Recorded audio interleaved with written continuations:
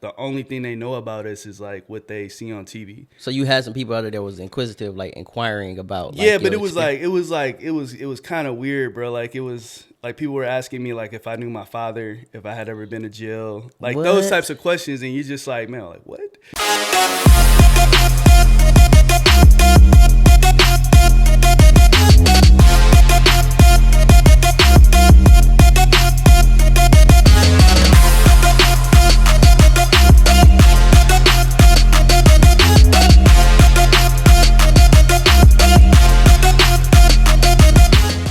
Welcome back to another episode of the What's Your Motor podcast. I always have special guests, but this one is a childhood friend today. Does a lot in the community, in HR, always looking to mentor young men and young people. Just a really great guy. We've had lunch. We continue to have discussions, doing great things and giving back in the community. Please welcome my man, Corey Stewart, a.k.a. C. Stu, a.k.a. Worldwide Stu. How you doing, man? Man, I'm doing good. Appreciate you for having me on. Man, thank you for pulling up on me, man. I know we've been kind of like talking about this towards the end of the year, but, you know, all the holidays and all the breaks and things and a lot of work going on. So I'm just happy you're here, man. How you feeling? For sure. Feeling good, man. It's New Year. New Year, like Mellow Boss say, New Year, but same me. Same me. So just, man, trying to continue to grind and just get better, bro. Right, so. And I see you. I'm always following you on social media and stuff like that. I see you've been getting in the gym regularly. For sure. So it's not a new thing. It's not a 2025 thing. So it's not a resolution. It's not a resolution. Right. We've been doing this for a minute, so it's just about staying consistent. I actually like posting on Instagram because, man, it's crazy. Like you never know like how many people are watching you and how many people like you motivate just by like, making a post. Absolutely. So, it's just like I get DMs from people. Like if I don't post, they'll be like, "Hey man, I'm holding you accountable. Make sure you get to the gym." So that's what we need. You know, definitely got to be consistent for sure. Right. And is that part of like your morning routine, or you just make sure that like you get in some kind of gym work every day? Yeah, so I was doing it at 4 a.m. like in the mornings, pretty consistent. Like around like maybe the third or fourth quarter of last year. So just waking up at like 3:30, getting to the gym around 4. Working out from 4 to 5, and it was great, man, because the energy that I got from working out that early was just I can't even describe it. Like you just have to do it. Honestly, people think I'm crazy, but I'm like, you know, just try it. It's like being on the court and having that rim be so wide and open. Right. You know what I'm saying? It's so big, and you just shoot whatever you shooting in there. It's just going through. In. That's like the vibe that you get when you work out early in the morning. So I'm trying to get back to that, but right now it's just making sure that I can get in the gym every day, get like an hour and a half workout. I'm still like getting shots up. Okay. You know, trying to get some cardio in through basketball. So I'm just trying to do as much as I can. No, for sure. And you are absolutely right. Working out in the morning gives you a ton of energy. When I was working at the school, a lot of times I would get up at 5 in the morning because I knew I had a long day. I wasn't gonna be able to do it afterwards. And I'm telling you, I always felt like super energized to make it through the day. For sure. Would I crash later sometimes? Yeah, but it took a while until you got into it. Yeah, exactly. Yeah, I would say around like that 2 p.m., 3 p.m., you start to wind down a little bit. Right. But there's definitely a crash that comes with it. For sure. So just for starters, for those that will be tuning in, what was it like for you growing up in Milwaukee? Man, it was great. I had a very unique upbringing. Okay. I grew up on the north side of Milwaukee, so I still claim that for sure. But I had a very like unique background in the sense of like I started out going to like MPS. Okay. You know, I lived in Milwaukee, but I was going to MPS schools. Great parents. My mom, she was like more of a business type person. Okay. In corporate America. Okay. And my dad, he was a construction worker. So I kind of got a little bit of the blue collar and white collar. The blue collar, the hard worker, the corporate sense for my mom. But my dad taught me a lot about like work ethic. So gotcha. From the age of 6 until about the age of 18, my dad had me doing a paper route. What? Paper route we would get up at like 3:30 every morning. Every morning, bro. Like when you do a paper route, it's like 7 days a week, 365 days a year. Like you don't get an off day. So when it snows, like you out there throwing papers. When it's raining, you out there throwing papers. So that's where I got the work ethic. Gotcha. And I had to do that early in the morning, go to school, and then go to basketball practice. But it was just like a continuous grind. So he taught me a lot about work ethic and how to put in that work. And then from just professionalism standpoint, my mom taught me a lot about relationships and how to build relationships with people, and how to like just be very professional, when you're around certain people. So that was good as far as my parents. But I went to MPS as I alluded to before, from like kindergarten until the 4th grade. What schools did you go to? So I went to Garden Homes. Okay, and that's where we met. That's where we met. We were summer camp though. Summer camps and Garden Homes, bro. You was always a smooth cat, bro. Summer cat. I was always hooping. Walter was always a smooth cat. Yeah. And I think we hooped a lot. But did we play baseball together at Garden Homes? I didn't play baseball. You didn't play baseball with us? Okay, yeah, I played on the baseball team. I was mostly basketball. Right. Garden Homes, man. Now that's a long. We were 10. Yeah, we was young. 10 years old. That's crazy. So you went to Garden Homes from kindergarten to 4th grade? Kindergarten to 4th grade, and man, I was so locked into basketball, like in elementary school, like that's all I cared about, was just hooping. But then like some things happened, like at Garden Homes, and my parents were just like, this may not be the best situation for you. So they wanted to look for a new school. Okay. And that school was they ended up sending me out to Mequon Thingsville School District. Okay. So that's why I say like my upbringing was super unique, because I got a sense of like being in MPS where everybody looks like me. I'm going to school with kids like you. Absolutely. That's just like easy to connect with, to going to a predominantly white school in the 5th grade, and man, having to adjust, because it was such a culture shock. Right. But it was really good for me to go through that at an early age, because it helped shape me into who I am right now, and it helped me like just be more diverse in the way that I communicate and build relationships with people. So I really learned that, just by going to school out in Mequon from like 5th until my junior year. Then I transferred to Nicolay my senior year. No, that's beautiful, man. And I agree with you in terms of you being able to do that at such a young age, and be around a different group of individuals and people, and having you have to navigate that at a young age. Because I went to 6 different schools growing up. That's wild. Extremely wild. And it sounded crazy. I wasn't a bad kid, but it was just that my mom and I moved a lot. Yeah. It was just me and my mom. But I was around, like you said, when we were in MPS, predominantly African-American students, right? Easy to relate with. Went to Audubon, Hispanic population. Went to a private school, Caucasian population. You understand what I'm saying? Moved to Atlanta. It was a melting pot. I was around a lot of Asian and Pacific Islander. You see what I'm saying? So the diversity piece. So for you to move out there, what do you think what has been a benefit of that for you now, thinking back, like now as Corey the adult? I would say honestly, like it was just, so I talk a lot about environments. Gotcha. So being in MPS, like the environment for me was hooping. So man, it was like so many co-hoopers at Garden Homes, like DeMario Barnett. I still talk to him this day. He was like the number 1 player in the country, like in what, 4th or 5th grade? I thought he was all the way up to 8th grade almost. Something and like it's that. Like we going to school with him. He was kind of like my mentor while I was at Garden Home. So I'm with DeMario, and you seeing guys like Troy Cotton and all these cold cats in the city. So like that was the environment, man. I just wanted to focus on hoops. But once I went to Suburban school out in Mequon, it kind of shifted, because man, nobody really cared about basketball like that, because one, it was a big football school. Gotcha. So like everybody played football out there. But then the academic part was huge. So it was like you go from like being in school where people like, not that they don't care about academics, but it's not emphasized like enough. Whereas like you go out to Mequon, everybody like, if you don't have a 3.0 GPA, they looking at you crazy. So it's kind of like you the loser if you don't have a high GPA. Right. Or if you're not talking about colleges, it's like people looking at you crazy. So it was like, it pushed me to really like focus on wanting to go to school, want to go to college, because that was just like the expectation. Got you. And what's crazy is that you took that quote unquote pressure to actually try to do well and be like, no, I'm going to take on that challenge, versus going the other way, where some people might see that pressure and try to run away from it. You know what I mean? For sure. But for you to do that at such a young age, you know, that says a lot about your character.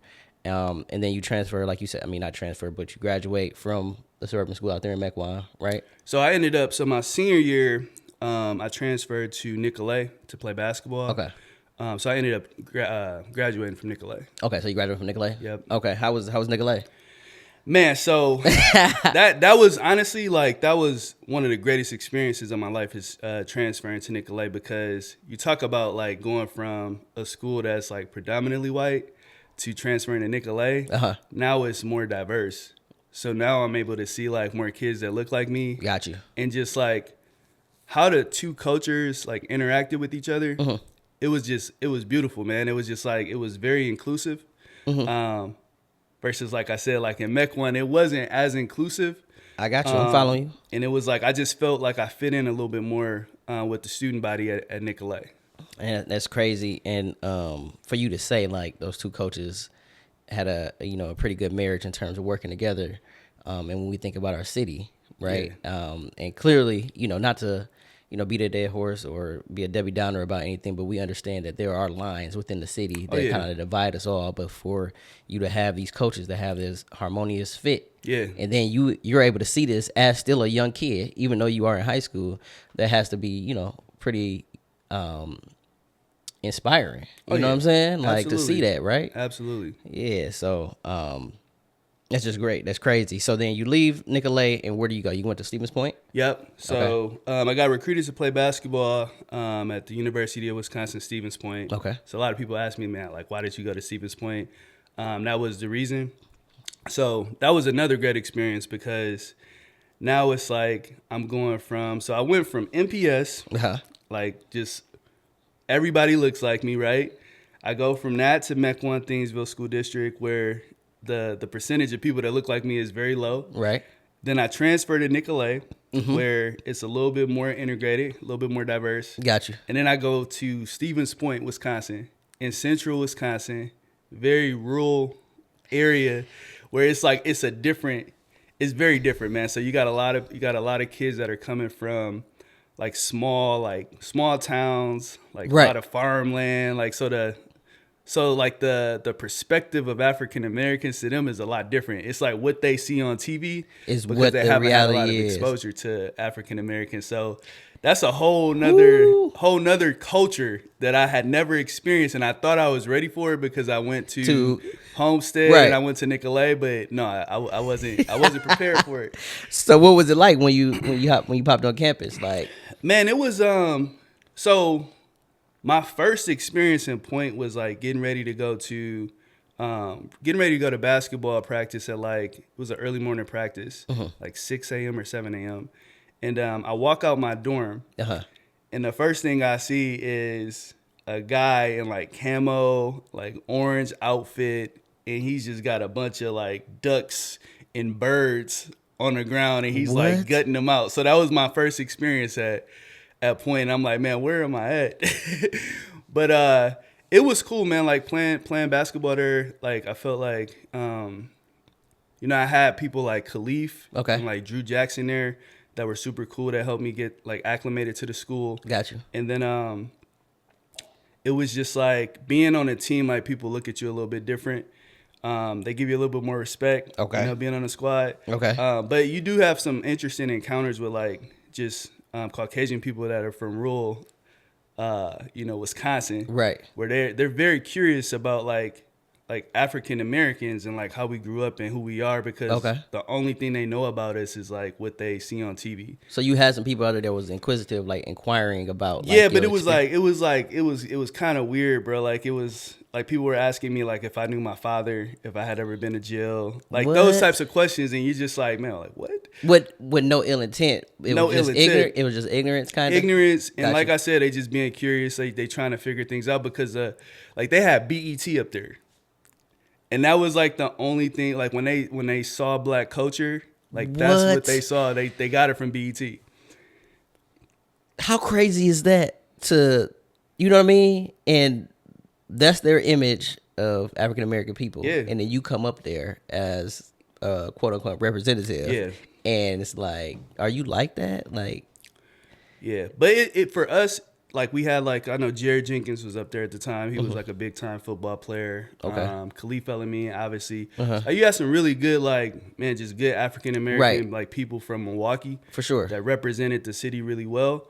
So we were able to change the narrative of how they saw black people because, you know, we were just like really cool, smart, you know, young men. So, you know, we had a great group, man, that represented the city really well. So that was obviously, I think we changed a lot of perspectives being up there for sure. Growing up. It's just crazy. Those experiences shape us for sure, man. And me just, you know, thinking about that. I mean, I ended up staying at UWM and then going to Cardinal Stritch and things like that. But, you know, UWM was predominantly, you know, Caucasian for the most part anyway. Yeah. I remember being in lecture halls with like 500 people.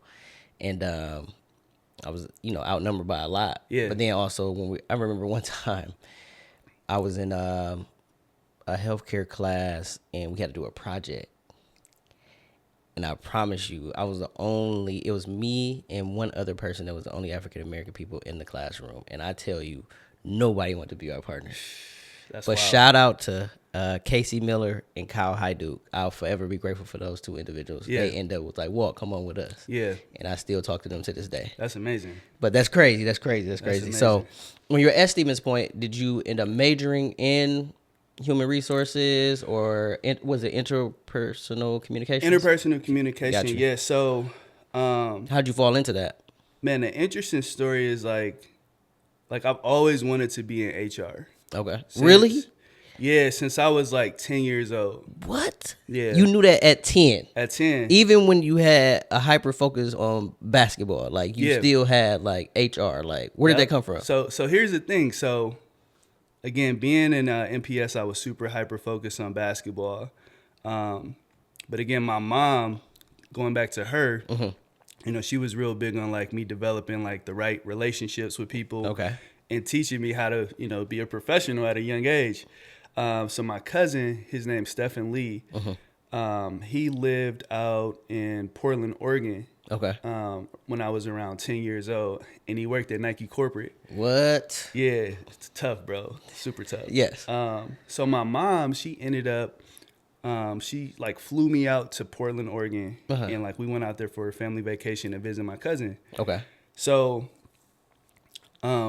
I'm looking around, you know, my cousin's taking me to the Nike like world corporate headquarters, and I'm getting to see like, you know, the Michael Jordan building. I'm getting to see the Tiger Woods building. I got to go to the employee store, and literally I'm just walking around, man, like everything's like 50, 60% off. Like new shoes that are out right now, like 50, 60% off.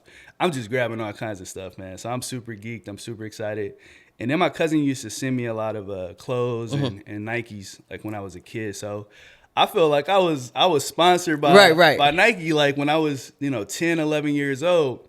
So that kind of like changed my perspective because I'm like, I don't know what my cousin does, but I want to do exactly what he does because I want to work at Nike. So I started asking him more questions to figure out what he was doing. And he was like, man, I work in HR.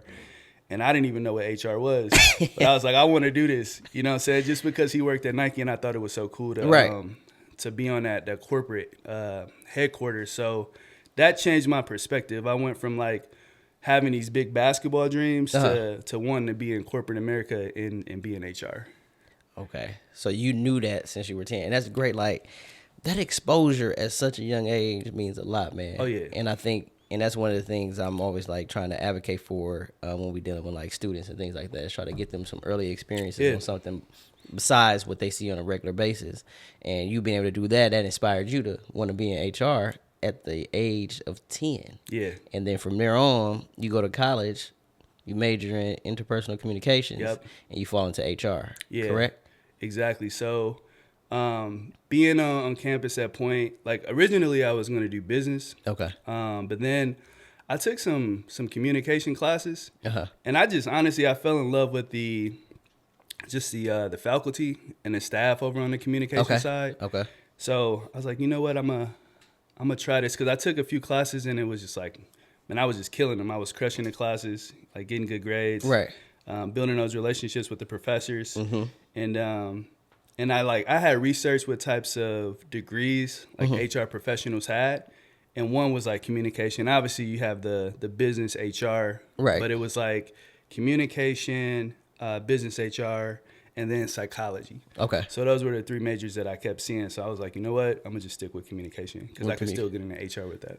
Got you. So when you finished up and you graduated and things like that, what was like one of your first jobs? Yeah. So when I graduated, it was tough, man, because I didn't have any internships. So that's what Essential. I tell kids now. Like, you know, I give a lot of kids in college advice, like, hey, like, make sure you get that internship, especially if you want the big corporate job. Right. You know, fresh out of school, like, those are the kids that are getting them because they have experience. So I didn't have any, real experience. So my cousin had a consulting company. Okay. It was like a recruiting company. And again, I was, like, focused on HR.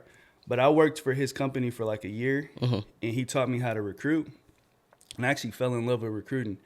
So again, he got me on the HR path, and then he got me into the recruiting path. Oh, this is the same cousin. Same cousin. Gotcha. Yep. So I did that, and then I was like, man, you know what? I'm gonna go into staffing. So Okay. I got into staffing. I did that for like 3 or 4 years. Worked like Aerotech was one of the companies that I started with, which is a big staffing company. I remember Aerotech. Brooksource is a big one too, right? Brooksource is a big one. So I did that, man, and that's a grind. It's a grind, but it teaches you so much, especially Aerotech. Taught me so much about recruiting, you know, a little bit about HR. They had a really great process on how they train people. So it was like a 13-week training process, and they just put you through this training, which was great. So did that, but it was a grind because you're working for like different companies in the city. And the goal is to try to hire as many people as you can each week. So you like hitting the phones. You're making 100 calls a day. To like potential just candidates. Yep. You hitting the phones, making 100 calls a day to candidates. You know, you trying to submit these candidates over to the companies. You trying to get these candidates hired. So it was a grind, man. So like I said, it was definitely a challenge, like getting into the workforce. But I'm glad that I took the route that I took because I feel like sometimes when you have to grind early, right, it just gives you a better appreciation of things like later on in life when you can reflect on them. Right. And I'm sure that grind, like you said, you kind of like pretty much appreciated, but it was also that ethic, that work ethic was kind of like instilled in you at a young age through your pops, which is great. You know what I'm saying? Yeah, for sure. Yeah, shout out to Pops. Shout out to Pops. Man, he helped me get through the grind when I was during them staffing years for sure. Right, and then I'm sure like with recruiting and staff and things like that, the building relationships, whether it be with the candidate or the hiring manager or whoever in those different people in those corporations. Want to shout out moms for that because I'm sure moms helped you a lot with that building relationships. Shout out moms for everything. Man. Right, she was definitely a huge part of my upbringing and just helping me like become the man that I am today. Like my pops is too, but for sure, man, like I said, without moms helping me like understand how to build relationships. My mom's like big on feelings too. So like, how do you make other people feel? Yes. You know, when you walk into a room. Yes. Like she was on me about not saying hi to certain people. Like, no, you say hi to everybody. So it was like, you know, she definitely helped me gain those skills to build some strong relationships. Man, that's crazy. And then another thing that you said that was super, super powerful was the fact that you encourage students to look for that internship. Yeah, and for sure. Because a lot of times when we go to college, you just get an academic piece without getting any experience in the actual field that we're trying to go to. Yeah. And I remember in college, I used to be thinking the same thing, but they never really told us. Yeah. But fortunate enough, during the healthcare pathway that I was in, they had an internship like our junior or senior year. And I was able to intern at Freighter. But before that, that's big time. I took it upon myself just to volunteer at Aurora Sinai in the radiology department. Like, I need to get some experience so you can put it on your resume, right? Yeah, for sure. You know what I'm saying? So, and when we get to that part about what you're doing with the young men and things like that, I want to, talk about that. But I have another question for you. What is it like for you being an African-American male in HR and been in it for so long? Because I was looking at some things, and it may be updated now, but I think they were saying like African Americans make up about 7.7% of the individuals in HR. Yeah. Not to mention that is primarily female dominated. Yep. I just jumped into HR. My credentialing coordinator position is under HR, and I'm the only African American male in HR. Yeah. So for sure. you tell me. I've jumped into your air. You know, what I'm saying? What it's been like for you? For sure, man. It's like being an African American male in HR. There are a lot of challenges because you don't see a lot of people that look like you in this space. But for me personally, I think just kind of my upbringing prepared me, you know, to be in a area like HR. Gotcha. You know, when you think about, you know, just man being the only African American male, like sometimes in these rooms, it's like I've been doing this since I was in the 5th grade. Right. You know what I mean? So learning how to adapt is huge. I think too, man, it's like learning just how to work with people that don't look like you, especially like from a gender and ethnicity standpoint. Gotcha. So that's huge. But really, man, we all trying to accomplish one goal. You know what I mean? And we all trying to be successful. So right. It's like you just got to learn how to work with people. So a lot of people just work different. Right. And it's like, I think that's the biggest challenge is like figuring out like, okay, like what does this person want? Right. You know, if you're working with a leader, it's like, okay, like how do they work and what do they want? Right. Because for me, a lot of it's like, again, going back to my mom, it's like, it's feeling. Right. If people feel that something's not going right or you're not doing enough, you know what I mean? It's like, how do you get that feeling into them where they're like, oh, like everything's smooth. So for me, like it hasn't been a huge challenge, but I would say just like the only challenge is like making sure that you can like adapt to people's work styles and just give them that feeling that, you know, you're doing what you're supposed to be doing and, you know, that we all in this together and we're trying to accomplish one goal. Right. And I know like in HR, you deal with a lot of different leaders, a lot of different managers and things like that and different people. And I remember we were at lunch, what was that, 2 months ago? Where we met or whatever? Shout out to you again for lunch. Appreciate that. Oh, yeah, for sure. But you said something that stuck with me, and you were like, you know, when you're in these rooms with these different people, you still, you know, I'm a man. I still feel like I belong in this room. Oh, yeah, absolutely. Where does that confidence come from? Because I found myself understanding that I have the educational back and I have the experience, but I'll be in these rooms with these individuals, and sometimes it's like, I might not. I don't really think I should say that, even though I feel like it needs to be said. Yeah. So where does your confidence come from, or what do you do in those situations? It's a couple things.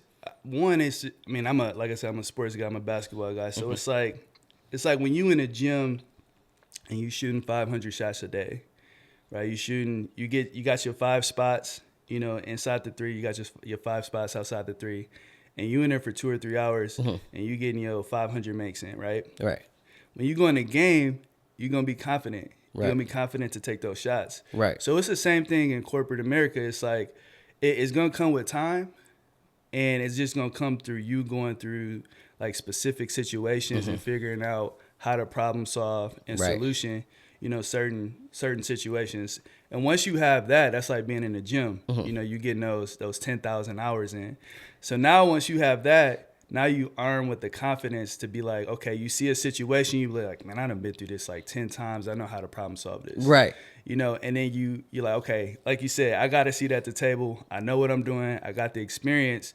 Now I just have to have that voice. People have to hear my voice. Yeah. Right? Yes. You can't be in a room quiet, man. Because like when you in a room quiet, nobody respects that. So I think we've had some good leaders at my current company that have really pushed, like even myself, to really like voice my opinions on things. Right. And they like challenge me to always have an opinion. Yeah. And I think when you have a leader like that and you can like develop that mindset to be like, hey, like I need to always have an opinion, whether it's right or wrong. Right. I need to come to this meeting and I need to come to this table with something. No, that's real, because I remember we were talking, you was like, I go back and forth with CEOs of different things, like, with no problem. Remember I think you were telling me that, like. Yeah, so when I was at, I'm not going to name these companies I work for, but like I was at a very large, it's a contract electronics manufacturer. And they came to Milwaukee back in like 2018.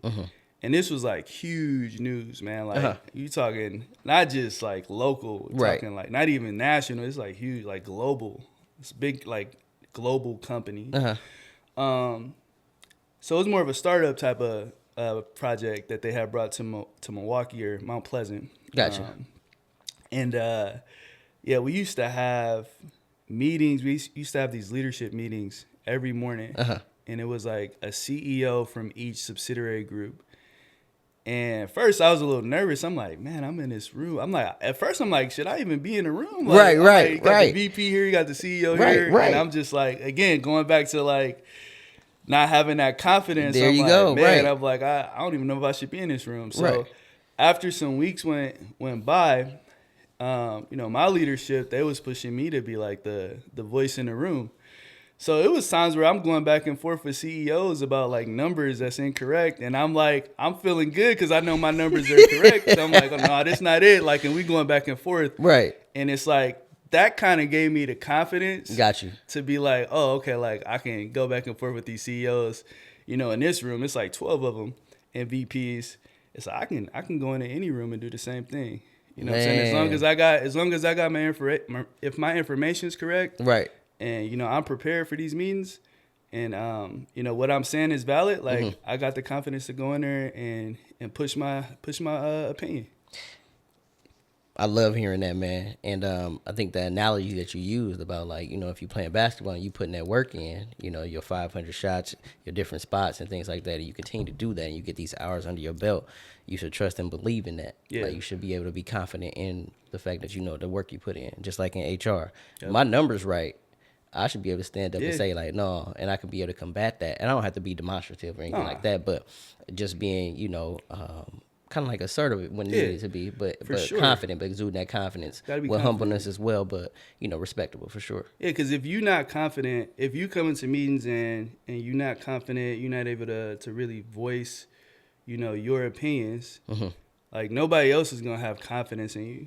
And then after a while, people are going to be looking at you and they're going to be like, what are you doing here? Right. Why are you at the table? And you never want that. So you always want to make sure that you're prepared. And you got something. That you got that confidence and that you got opinions, man. People want to know what you're thinking. You know what I'm saying? And that's what I learned. It's like people, like especially in these corporate environments, they want to know what's going on up here. Yeah. Like, how you thinking right now? Your thought process and how you think. Which is beautiful. I hope people take some of these gems, these nuggets that you dropping on the ground. Because, I always think them, but I just never say them. Yeah. So I got to find my voice like you. So segueing, how did you get into like being involved in community work and community engagement and things that you're doing? Because I know I just seen you, was it a couple of days ago, you were helping somebody with some fundraising? Oh yeah, yep. I gotta plug my guy Nas Musa. There you go. He's running for alderman in the 3rd district. So Nas is the owner of Casablanca. So great guy. He's always treating me like family. So, get out and vote if you're in that district. Okay. Hopefully you're voting for Nas. So I got to plug my guy real quick. Shout out Nas Musa. Okay. So how did you get into community work? Man, honestly, I've always had a deep passion for the community. One is like just kind of seeing my upbringing. I feel like I was lucky, to be able to change my environments, in the 5th grade. So I was able to build a lot of great relationships growing up.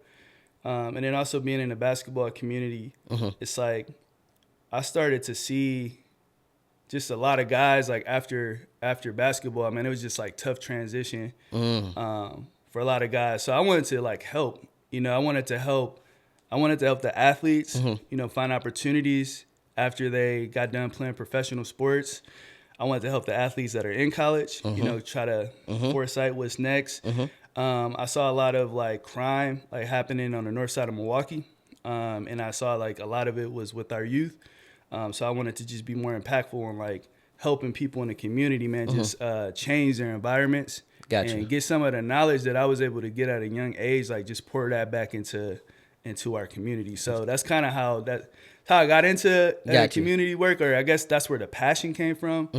I would say how I got into it would be 2018 was a big year for me. So again, being attached to a big name corporation, a lot of people like took interest in me, right? Like, so people want, not for real, man. It was that's it's like a when fact. I was working in staffing, like, That's a fact. man, nobody cared that the guy from Aerotech was at the party. You know what I mean? No, I hear you. I hear you, bro.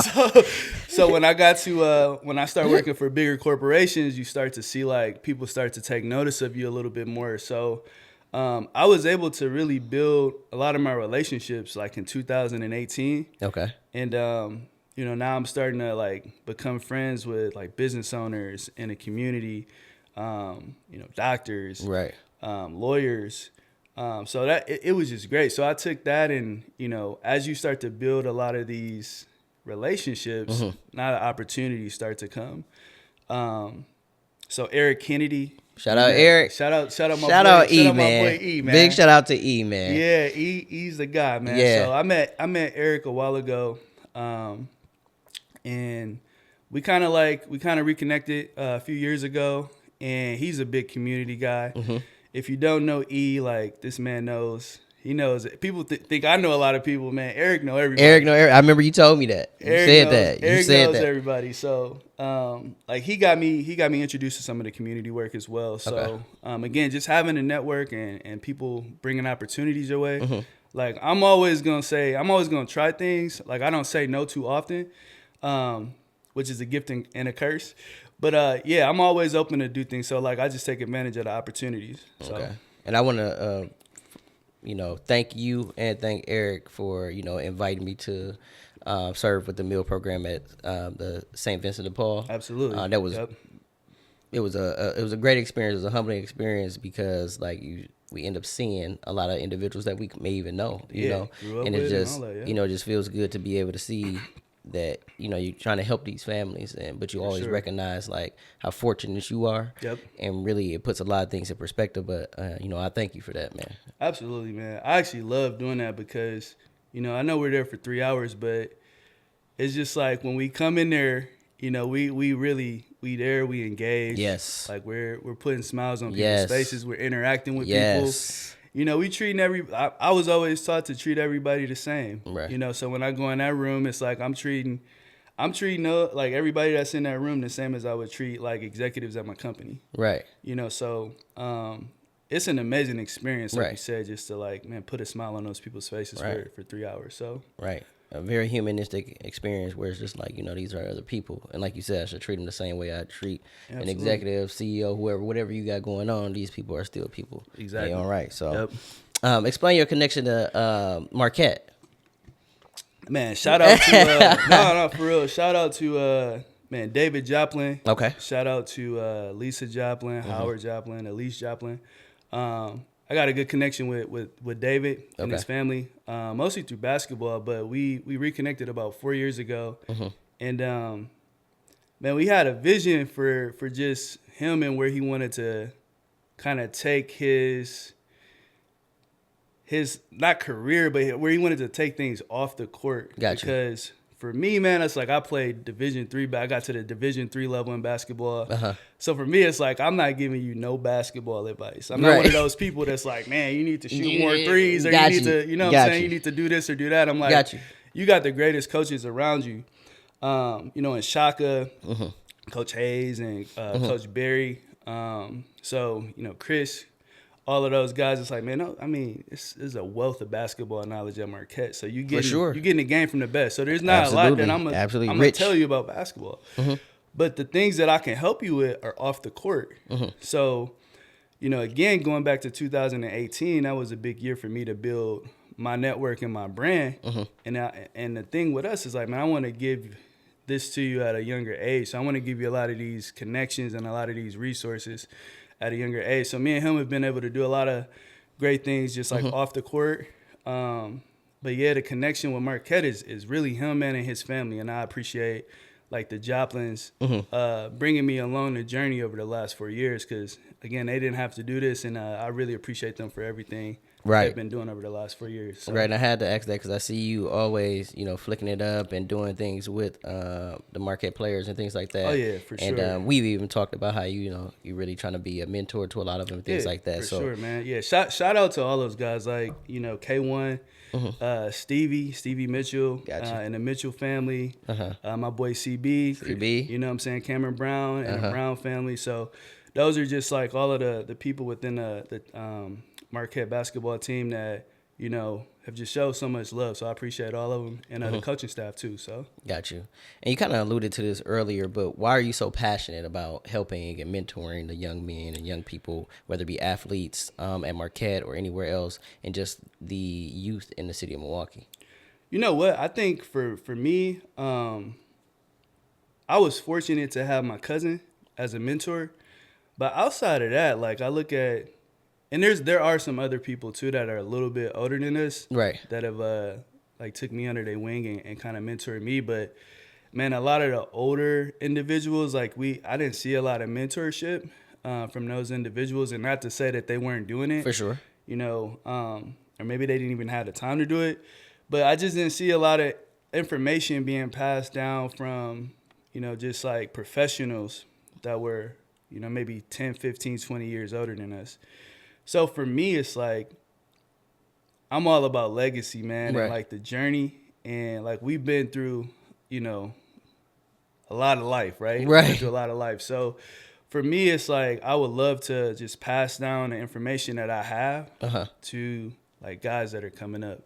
And I know I do, like I said, I got a lot of good connections at Marquette, but man, for me, it's everybody. Right, right. You don't have to play at Marquette. Like you can. That's what I'm saying. I got guys that hoop at Point. I got guys that hoop like at other schools. I got guys that used to hoop that don't hoop no more that hit me up. Got you. And they like, man, I need some help, or can you connect me with this? And it's like, I got you. But for me, it's just like, if I can keep passing the information and just like the mentorship down, I just feel like it's gonna help the community just overall. And honestly, I really don't want anything from it. I just ask these guys for one thing. And I'm like, man, pass it down to the generation that's coming behind you. Right. That's all I ask. Right. If I give you a relationship with a business owner or a professional, and there's a guy coming behind you that need that relationship, man, just give it pass, to him. give it to him, pass it down. That's all I ask of the guys. Right. No gatekeeping. No gatekeeping. No gatekeeping. Yeah, we all in this together. Yes. Yeah, for sure. Yes. And everybody. My hope is that everybody can come around to that, having that type of mindset, where they feel like I can give you this, or I can explain this to you, I can hand you this, and I'm not looking for nothing in return. I just want you to make sure that you are doing the same thing and passing it along. And I think too, like when you think about our city, we get the label as that crab in a bucket mentality. Sure. And it's like, man, I never had that. Like I've always been just like a giver. I just always want to give back. And I just want to like show other people that if we keep giving back to each other, like we can build something big. I see other communities doing it, on a regular, ethnicities doing it, on a regular, and it's like I see the success that they have. On a regular. So I'm like, man, we could take this back to our community and do the same things. Right. But we just got to change the mentality. Absolutely. And it's fine to be competitive, but it's also important to be gracious to one another and actually be able to be a helping hand. I see you doing that. And I don't see you doing it just as, like you said, not for any game, but you do it with an intentionality where it's like, I'm here to do this. Yeah, for sure. I'm here to give you this. Yep. I have this opportunity. What are you trying to do? And you're super inquisitive and you ask and you're personable. Like you said, that goes back to you being able to make those relationships and how you make people feel. So I'm sure a lot of people the people that you have built relationships feel great and probably call you, text you, reach out to you. And that's why I want to segue to you started fairly recently. You started doing coffee chat Sundays. So that's something that you just pioneered. Talk a little bit about that.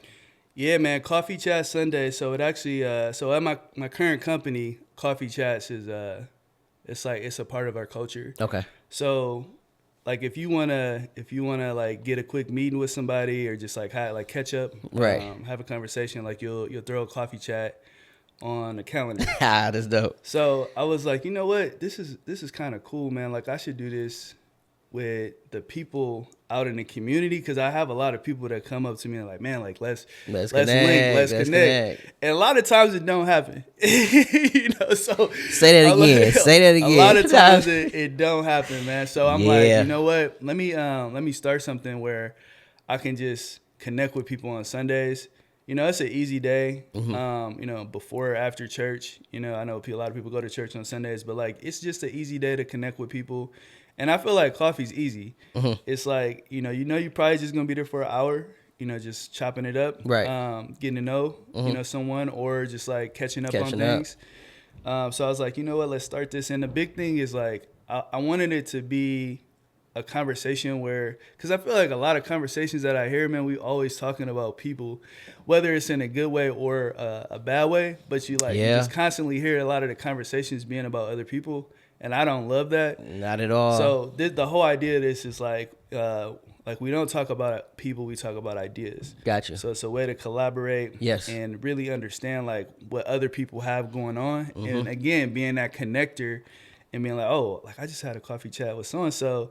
Like we talk about this in this coffee chat. Let me connect them. Absolutely. You know, so that they can maybe collaborate on some things. So, yeah, man, it's something that kind of took off like late last year. And we just trying to push it a little bit harder in 2025. Yeah, and I've been making sure I've been paying attention. I mean, I'm sure you might have one today, but shout out to you for coming today. Oh yeah, for sure. This is kind of like our coffee chat on the pod on What's Your Motive podcast. But yeah, I pay attention, and I see a lot of individuals. I've actually reached out to one of the individuals that you did a coffee chat with recently. He and I connected on the internet, so we got something to work. That's too. cool.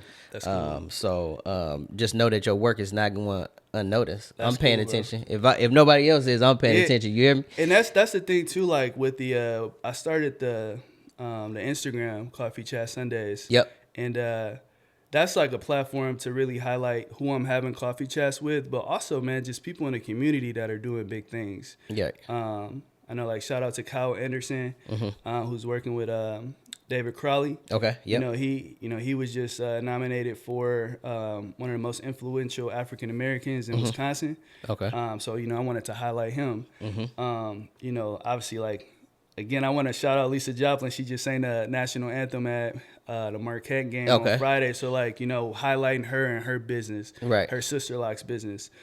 So I want to just highlight the people that I come in contact with that are just great people, and make sure that I can get their brands out there as well. For sure. And that's that's funny because that aligns with the podcast. That's all I'm trying to do is like show people, great people, get their brand out there, but also talk about it. And my hope is that people continue to be more collaborative, right? Exactly. And we continue to be resourceful for one another. Yep. Like you said, kind of like being a conduit for each other. And just know that, again, your work does not go unnoticed, man. Appreciate that. And I see you. And I'm glad that we reconnected. Oh, yeah, for sure. Not too long ago. That's been great. So my final question for you, and it's a staple question on the pod, is, and you kind of talked about it just in conversation, but what's your motive?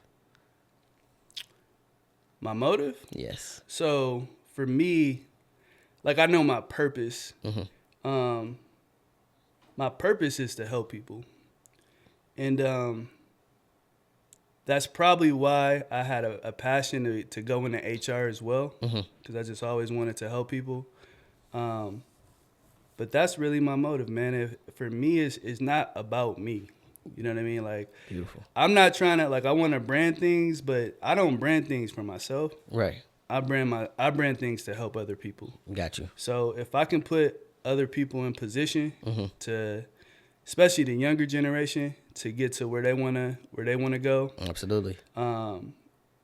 That's really my motivation, man. If I could help somebody and put them into the position or on the journey or the path that they want to go down to be successful, I get more fulfillment and joy out of celebrating their wins versus anything that I do. Because I do stuff, man, it's like people celebrate me, but for me, it's like I don't want to be celebrated. Exactly. Man. I don't want to be celebrated. Right. I don't like taking gifts from people. Thank none you. of that. Like I want to help these people, man. Right. And if I could celebrate them, that's what it's all about for me. And that's genuine. That's super, super genuine. And I respect that. I respect that wholeheartedly. For those that want to connect with you, where can they find you? Actually, before we close out, before I get to that, talk to us about really briefly about Worldwide Stew. Yeah, Worldwide I see you got Stew. the gear on. I got the gear on. Yeah. I got the gear on. So, and I was really influenced by a lot of people probably don't know who he is, but his name is William Wesley. William Wesley. He's been dropped in a couple songs. Drake, the back-to-back. I learned the game from William Wesley. You can never check me. Okay. Jay-Z shouted him out. Shout out to Worldwide West. Okay. So that's where they came. Mess. Yeah. So, Worldwide West, man, he's a guy who's connected to the NBA. Now he actually works for the New York Knicks. Okay. But he's always been kind of a behind-the-scenes guy. Uh-huh. And he's always been that guy that's been connecting the dots for people. And how he did it was just through favors. So it's like, I got LeBron James here. I'm going to do a favor for him. And now, you know what I'm saying, Brian owes me a favor. Gotcha. So now we got, let's just say, you know, Ja Morant coming in the league. Uh-huh. He needs a favor. So I'm going to connect him with LeBron because he owed me one. So Gotcha. that's kind of how he was doing it. So it wasn't any favors for him. It was like favors to help other people. So I started reading up about this guy, and I was like, oh, man, I'm really interested in his story and how he's helping other people. Gotcha. So the Worldwide come from that. People like started calling me Stu in the 5th grade because my last name's Stewart. Right. So I kind of just put the Worldwide and Stu all together. Mm-hmm. And I feel like what Worldwide West is doing, you know, in the NBA, I'm doing that same thing for my community. Just Beautiful. really being that connector and connecting the dots for people behind the scenes. Beautiful. I love that. So for those that want to connect with you or kind of like follow you, where can they follow you and find you? Yeah, so for my professional people, I'm on LinkedIn. Just find me, Corey Stewart.